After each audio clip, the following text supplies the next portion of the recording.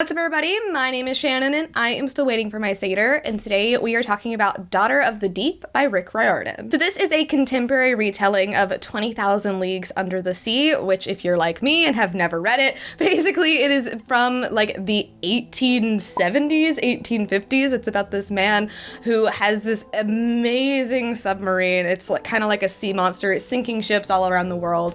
And what I really liked about Rick Riordan, especially since this is a middle grade book, is that he does a great job giving you all the context you need about this book, knowing that a lot of his target audience probably hasn't read it and probably will not want to read it. Anna herself, the main character, has even said that it was kind of a slog to get through, which I really appreciate because it is a rather old book and it is a little bit difficult to get through. Our main character, Anna, attends this really prestigious school called the Harding-Pencroft Academy, and basically they're like training to become Marines, Navy SEALs, go into the military, become like really important like espionage personnel, which I do wish up front had been a little bit more explained. As it was, I thought this was just like a private high school, but like it really is for like training elites and all that kind of stuff, because as we got farther into the book, considering that this book is about a bunch of 14, 15-year-olds, I was like, whoa, they have literally been trained for military training. Very early on in the book, our group of freshmen are going on a field trip, and then something drastic happens,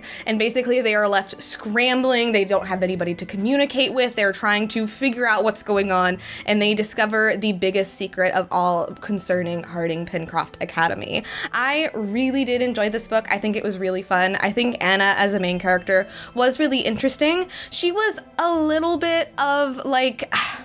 She was a little bit too perfect. I wish she could have had some more flaws here and there, but I do think that Rick Riordan is setting up a series, and I am excited to see how she evolves and changes as the story goes on. Particularly, my favorite character was Esther, who's actually on the autism spectrum. She was really, really cool. She is so empathetic. I loved the way she was used throughout the story, and I'm really excited to see her as the story goes on as well. While I did really enjoy this book, I could only give it 4 stars, and that is because this is the first book that Rick Riordan has written entirely from a female perspective. Like, yes, we have had Annabeth, we've had Piper, we have had Hazel, like all of that, that's great.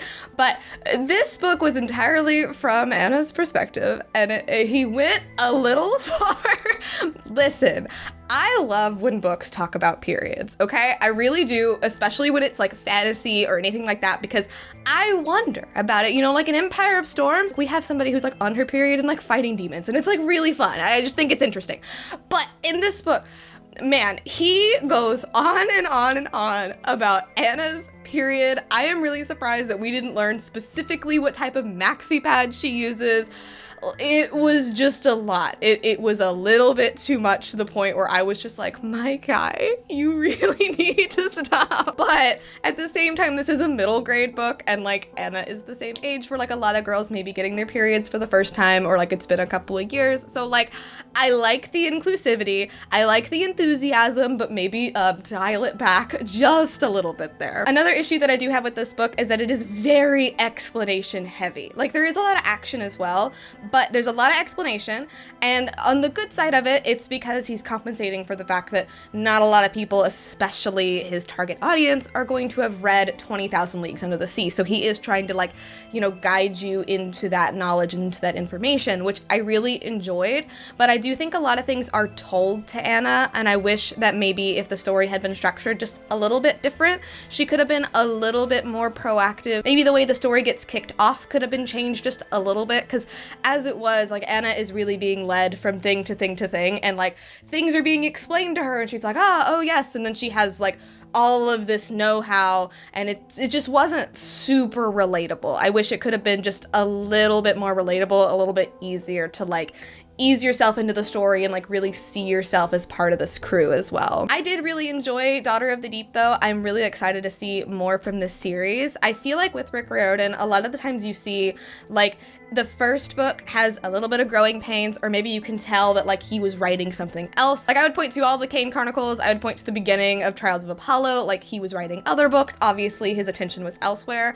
I think his heart and soul and his passion really are in like showing his love for 20,000 Leagues, but I think that the story itself suffered a little bit because of that. but having read so many books by him, I do have confidence that by the time we get into the next book or even the third book, that will be rectified and we'll start to really settle in with our characters. Because as it is, I really loved Esther. I think Anna was cool, but I'm just not super attached to anybody else except for Jupiter.